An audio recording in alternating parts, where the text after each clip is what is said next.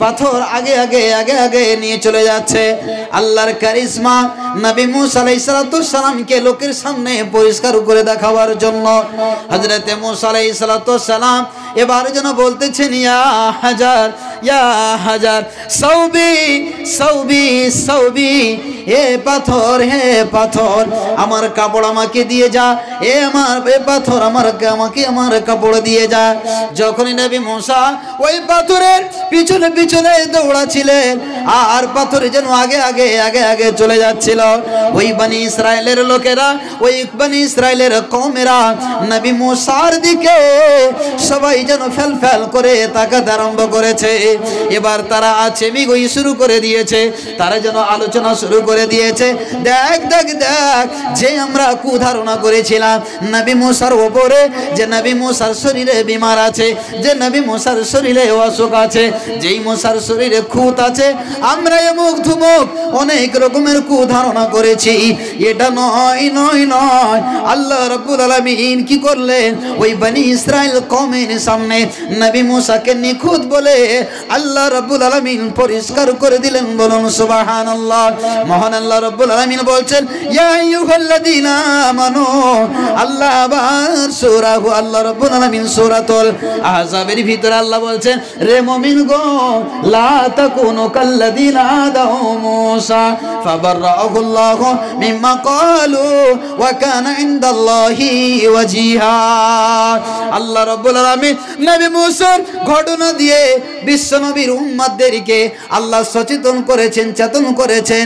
রে সারা বিশ্বের মুমিন বান্দারা শুনে নে, বিশ্ব নবীর উম্মতেরা তোরা শুনে নে, খবরদার খবরদার নবী মুসাকে যেমন বনি ইসরায়েলের কওমেরা কষ্ট দিয়েছিল, দুঃখ দিয়েছিল, তাদের মতো তোমরা হয়ে যেও না। আল্লাহ বলছেন ফাবাররাহুল্লাহু মিম্মা ক্বালু ওয়া কানা ইনদাল্লাহি ওয়াজিহা। তাদের যে একটা কুধারণা ছিল, আল্লাহ রাব্বুল আলামিন নবী মুসাকে তাদের সামনে পরিষ্কার তুলে দিলেন।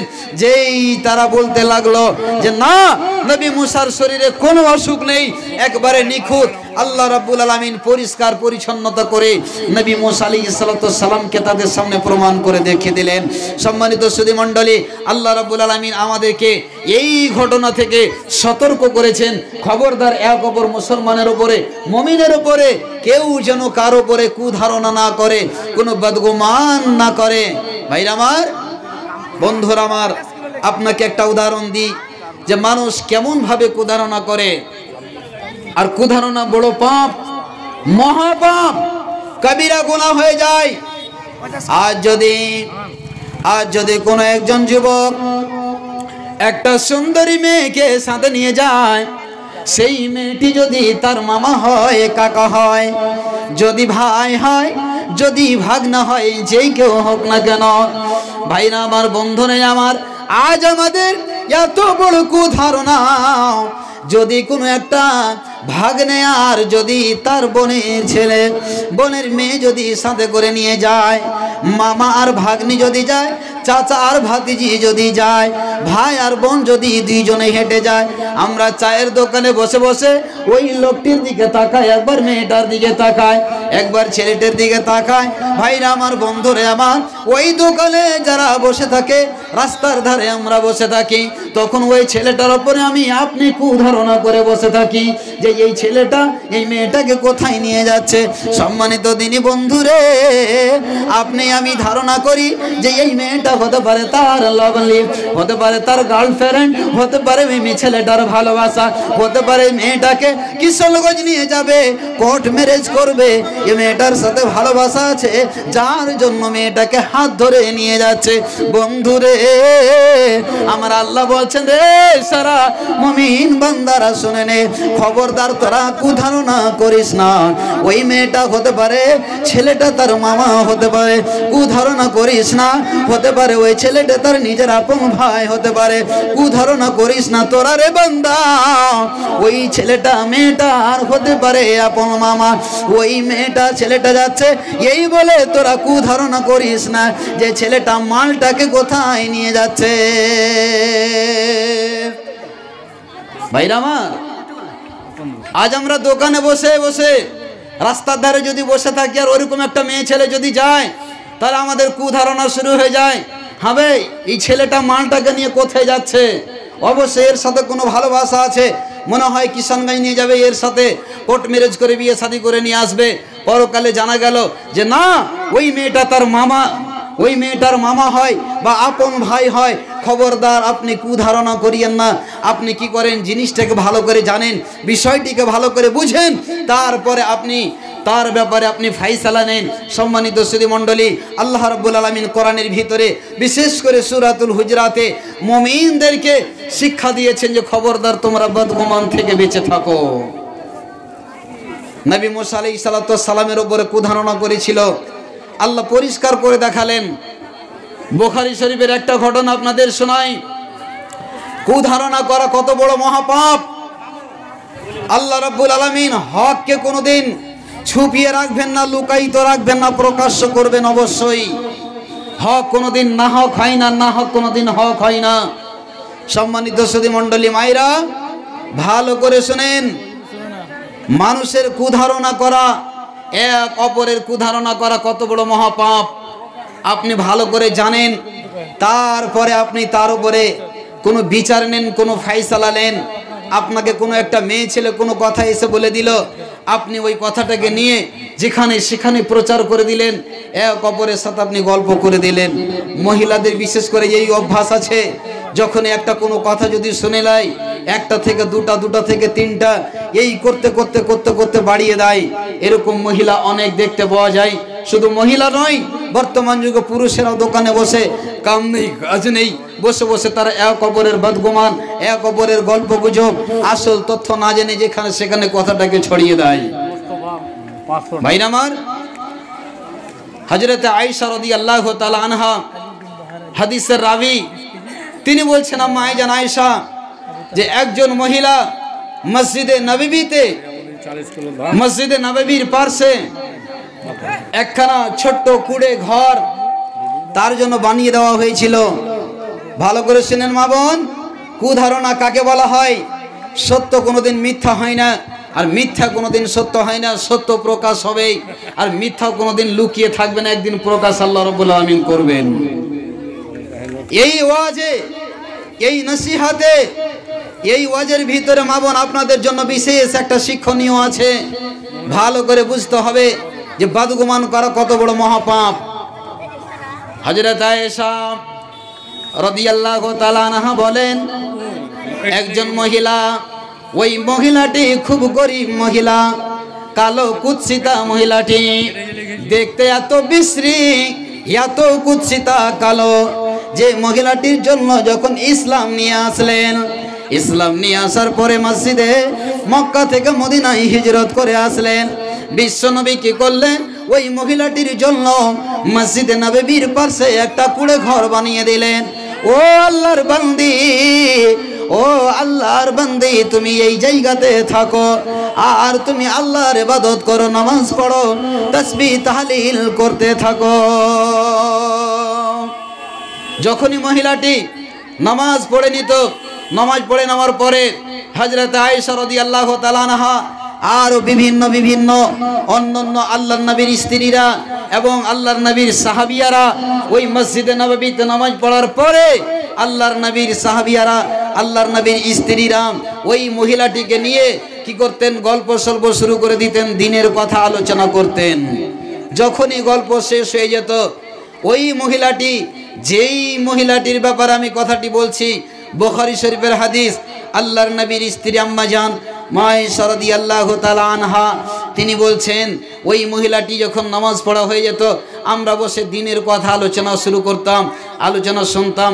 যখনই ইদা ফারাগাত, যখনই গল্প শেষ হয়ে যেত, তখনই একটা শের পড়তো, একটা কবিতা আবৃত্তি করতো ওই মহিলাটি। কি কবিতা? হায় ওই দিন, যেই দিনের কথা, যেই দিনের কথা ওই মহিলাটি গল্প শেষ হতে গেলেই শেষ সময় ওই কথাটি বলতেন। ওই কথাটি ওই আরবি ভাষায় তিনি বলতেন, উচ্চারণ করতেন। কথাটি হলো এই, বন্ধুরে, ও আমার মায়েরা, এক অপরের ওপরে কুধারণা করা কত বড় পাপ। ওই মহিলাটি এই কথাটা কিন্তু প্রতিদিন বলতে থাকতো যে হাই ওই দিন যেই দিনে আমি বড় বেইজ্জতি থেকে বেঁচে গেছি, যেই দিনে আল্লাহ রাব্বুল আলামিন আমাকে অসম্মান থেকে বাঁচিয়ে দিয়েছেন, ওই দিনের কথা আমি কোনোদিন জীবনে ভুলতে পারবো না। এই করতে করতে কিছুদিন গত হয়ে যাওয়ার পরে মা আয়েশা বলছেন, ও আল্লাহর বান্দী, কি ব্যাপার? প্রতিদিন যখনই তুমি গল্প শেষ করে নাও, যখন আলাপ আলোচনা শেষ হয়ে যায়, তখন তুমি এই গল্পটা কেন রসদিন করো, এই কবিতাটা কেন তুমি পড়ো? এবার তখন দুঃখের কাহিনী ওই আল্লাহর বান্দী বলতে যেন আরম্ভ করে দিয়েছে। মা, এ আমার বোনেরা ভালো করে শুনে নেন, কেন এই কথাটি বারে বারে বলতে, যে ওই দিন যেই দিন আল্লাহ রাব্বুল আলামিন আমাকে বড় অসম্মানের হাত থেকে বাঁচিয়েছেন, ওই হারিয়ে যাওয়ার ঘটনাটি বলে তিনি কি করতেন? প্রতিদিন ওই কবিতাটি আবৃত্তি করতেন, পড়তে থাকতেন। আম্মা জান আয়েশা বলছেন, ও আল্লাহর বান্দি, কি ব্যাপার? তুমি প্রতিদিন কেন ওই ঘটনাটা বলো, যে ওই যেদিন হারিয়ে গিয়েছিল, আমাকে অসম্মান করা হচ্ছিল, আল্লাহ আমাকে বেইজ্জত থেকে বাঁচিয়ে দিয়েছেন। এবার বিস্তারিত আলোচনা শুরু করলেন।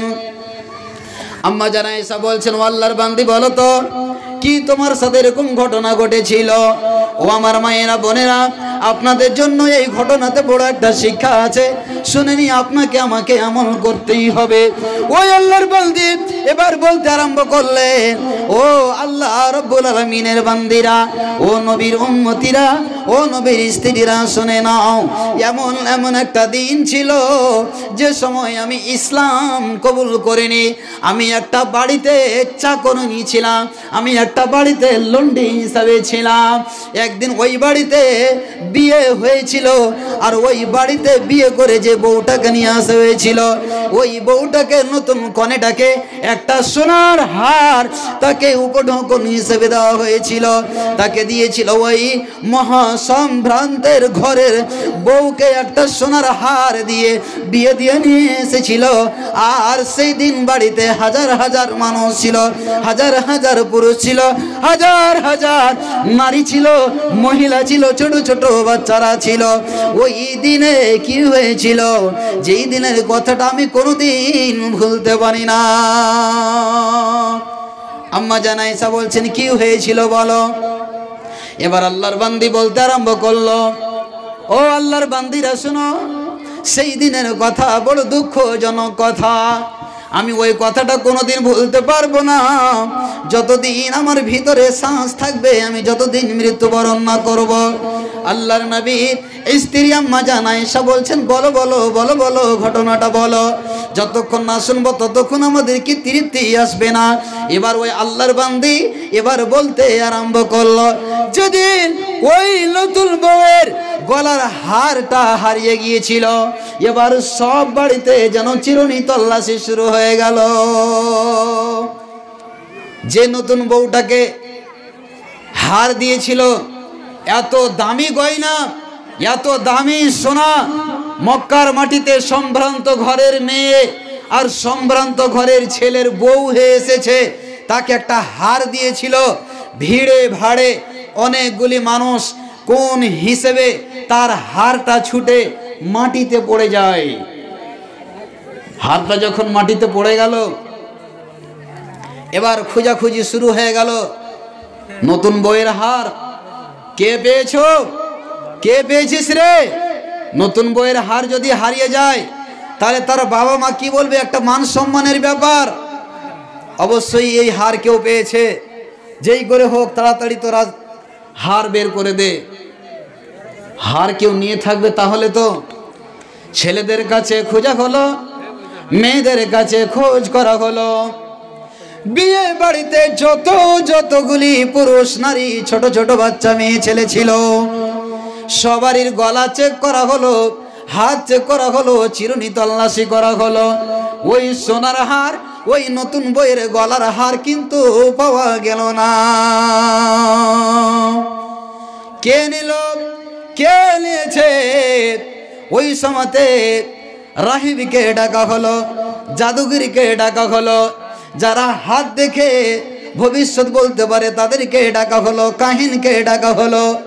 কাহিন এই হারকে নিয়েছে বলতে যদি পারা যায় তোমাকে এত টাকা দেওয়া যাবে।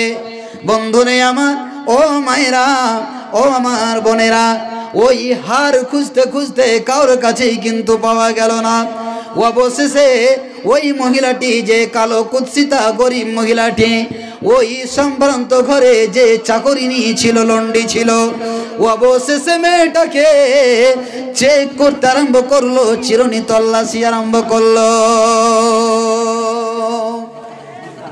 মানুষ একটা কথা বলে না ভাই, দরে বারে মুখ না পায় তো ঘরে যায় স্ত্রীকে কিলাই, এ কথাটা একটা প্রবাদ বাক্য।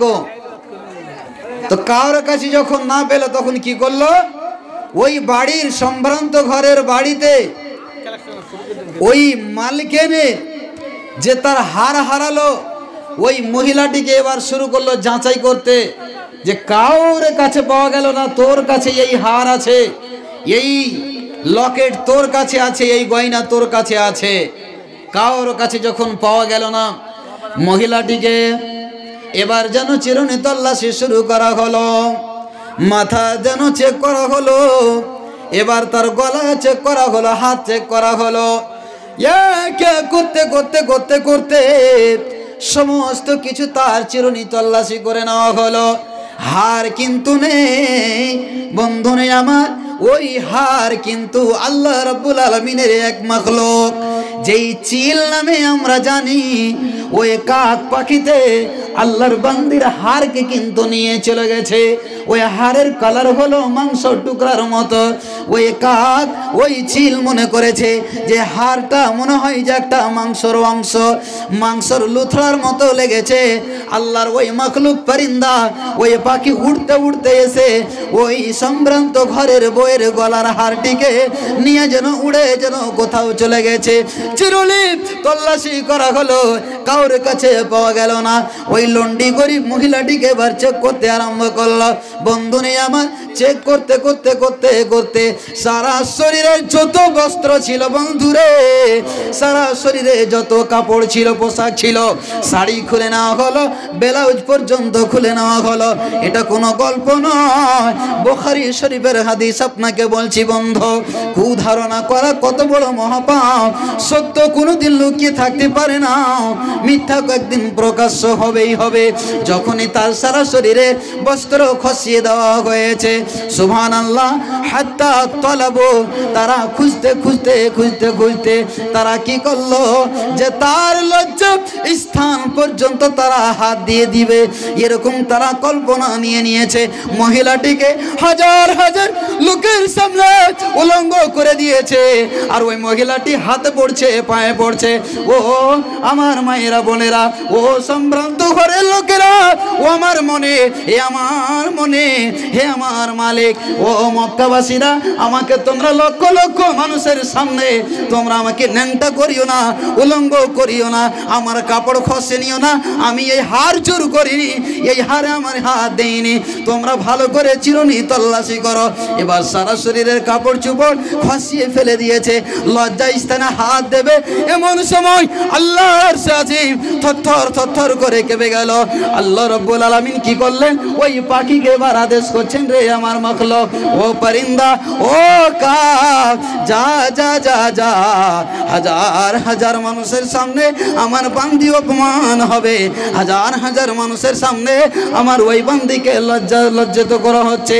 ও আমার পরিন্দা, ও আমার মাখলুক, আল্লাহ রাব্বুল আলামিন ওই পাখিকে, যেই হার পাখি নিয়ে চলে গিয়েছিল, ওই পাখিতে হারকে মুখে নিয়ে উড়তে উড়তে উড়তে উড়তে এসে যেই মেয়েটার উপরে জুলুম, অন্যায়, অত্যাচার, নিপীড়ন হচ্ছে, আল্লাহর আদেশে ওই পাখিতে মাংসর মতো ওই যে হারটি ছিল, হারখানাকে নিয়ে উঠতে এসে এসে তার মাথার উপরে যখনই ফেলে দেওয়া হলো, সবাই বুঝতে পারলো না না না আল্লাহ রাব্বুল আলামিন ওই তার মহিলাটির ইজ্জতের রক্ষার জন্য ওই পাখিকে দিয়ে হারখানা আবার পুনরায় আল্লাহ পৌঁছে দিলে।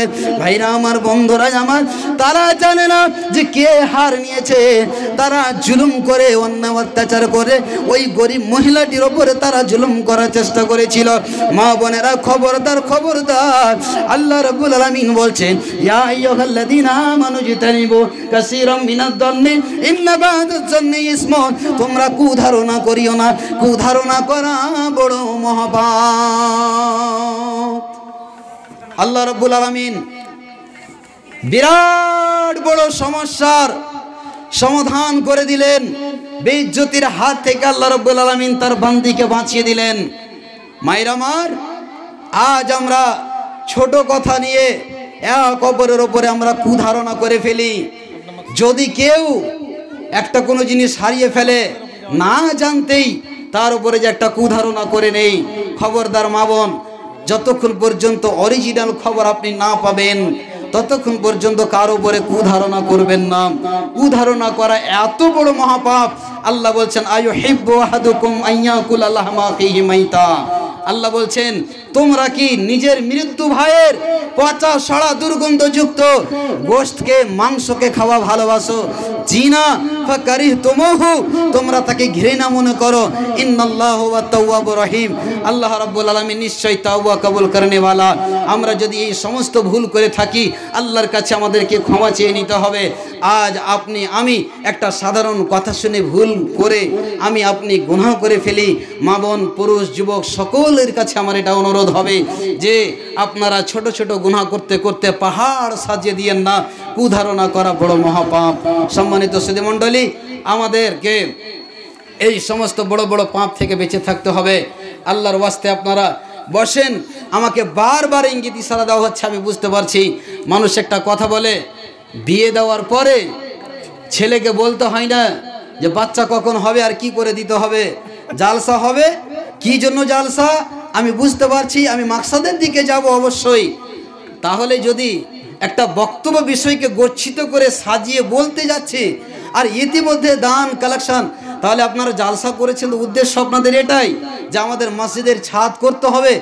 এখানে তো কোনো বাইরের লোক নেই, আপনাদেরকেই দিতে হবে, আর আপনাদের হাতে একজনই মাত্র বক্তা। তাহলে এই গুরুত্বপূর্ণ বিষয়টার জন্য মাঝখানে যে আপনারা ডিস্টার্ব দিচ্ছেন, এতে কিন্তু আমি অত্যন্ত দুঃখিত। সম্মানিত সুধী মণ্ডলী, আল্লাহ রাব্বুল আলামিন আমাদেরকে বলছেন, মুমিনদেরকে, হে মুমিনগণ, তোমরা বড় বড় পাপ থেকে বেঁচে থাকো। তার মধ্যে কুধারণা করা বড় মহাপাপ। আমরা যেন ওই সমস্ত বড় বড় গুনাহ থেকে বেঁচে থাকি। সম্মানিত সুধী মণ্ডলী, আজ মসজিদের জালসা, মসজিদকে যারা ভালোবাসে, মসজিদের যারা হেফাজত করে, মা বোন, আপনাদেরকে আর একটা মহিলা সম্পর্কে হাদিস শুনিয়ে দিই। যারা মসজিদকে ভালোবাসবে কি পায়, কি পেয়েছেন, কত ভালোবেসেছেন আল্লাহ। যেমন মারিয়ামকে আল্লাহ ভালোবেসেছেন, যেমন একজন মহিলার কথা আপনাদেরকে শোনালাম যে কালো কুৎসিতা লন্ডি, বাড়ির চাকরানী, বাড়ির দায়ী, যেই মহিলাটি বাড়ির কাজ করত, এত বড় বেইজ্জতির হাত থেকে আল্লাহ তাকে বাঁচালেন, বেইজ্জতি থেকে বাঁচালেন। কেন? শুধুমাত্র তার ভিতরে আল্লাহর ভয় ছিল, আল্লাহকে এক মেনেছিল। এই কারণে আল্লাহ রাব্বুল আলামিন সত্যকে প্রকাশ্য করে দিলেন, মিথ্যাকে ডুবিয়ে দিলেন। সম্মানিত মা ও বোনেরা, তাহলে মসজিদের জালসা, মসজিদকে যারা ভালোবাসবেন, মসজিদে যারা ঝাড়ু লাগাবেন, মসজিদে যারা পরিষ্কার করবেন, মসজিদের চাটাইগুলো যারা ধুয়ে দিবেন, যারা মসজিদের ঝুলকে ঝেড়ে দেবেন, কি পাবেন, কি পেয়েছেন? আল্লাহ বলছেন, ইয়া আইয়ুহান নাস ইন্না খালাকনাকুম মিন যাকারিন আও উনসা ওয়া জাআলা বাইনাকুম শুউবান ওয়া জাআলনা। আল্লাহ রাব্বুল আলামিন বলছেন যে আমি পুরুষ এবং নারী থেকে, একজন পুরুষ এবং একজন নারী থেকে তোমাদেরকে সৃষ্টি করেছি। তাহলে তুমি যত বড় ধনী হও, পয়সাওয়ালা হও, সুশ্রী হও, দেখতে চমৎকার হও, সুন্দরী হও, কিন্তু আমি সেই জিনিসটা চাই না।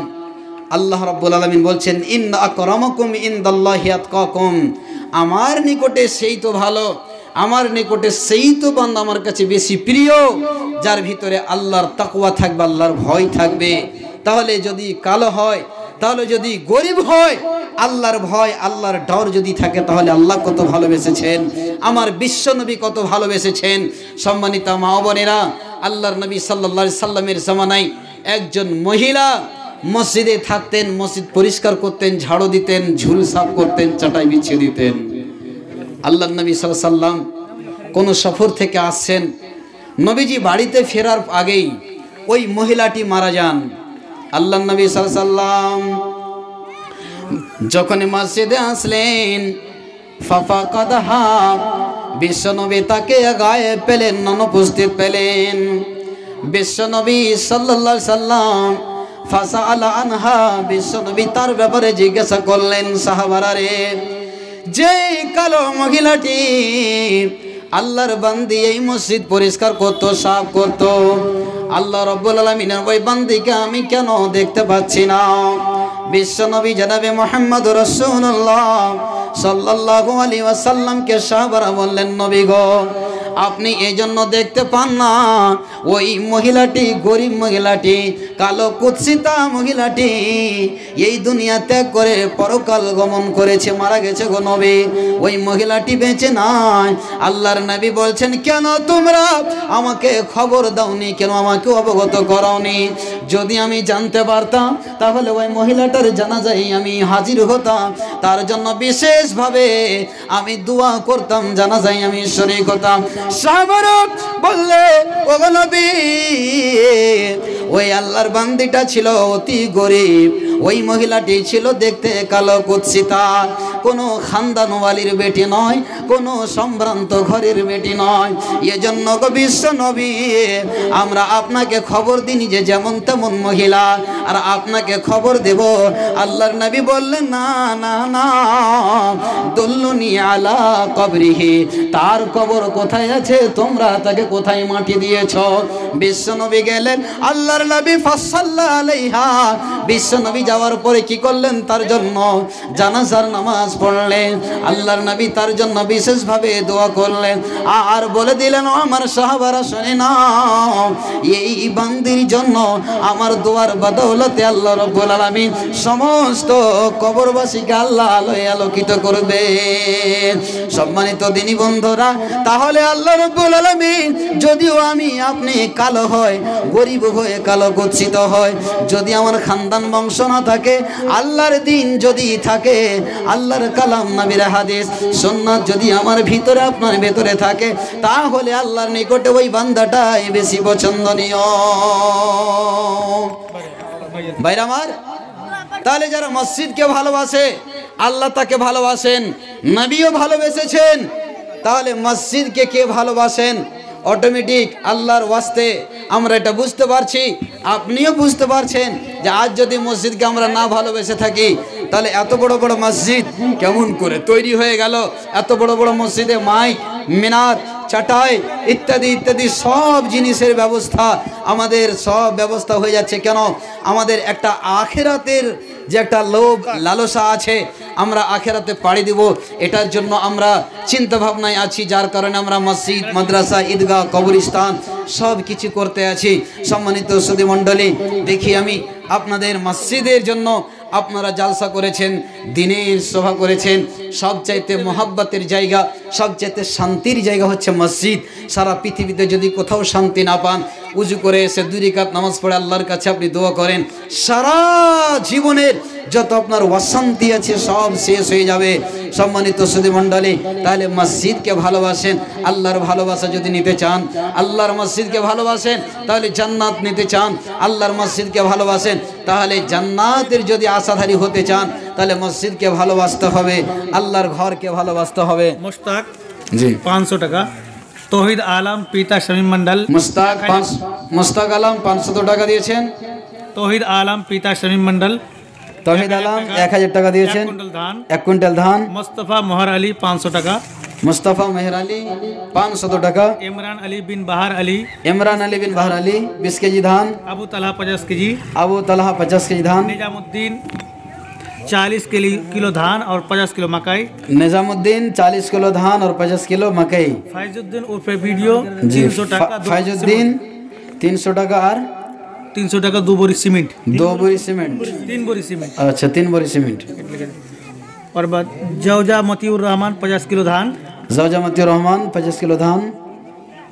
तो क्या नाम उसका? तौहीद तौहीद जौजा शमीम मंडल 100 किलो धान। तौहीदा होगा तब ना। है तौहीद আছে जौजा शमी मंडल। अच्छा अच्छा शमी मंडल है जी 100 টাকা আর हाँ 100 किलो धान 100 किलो धान। जी।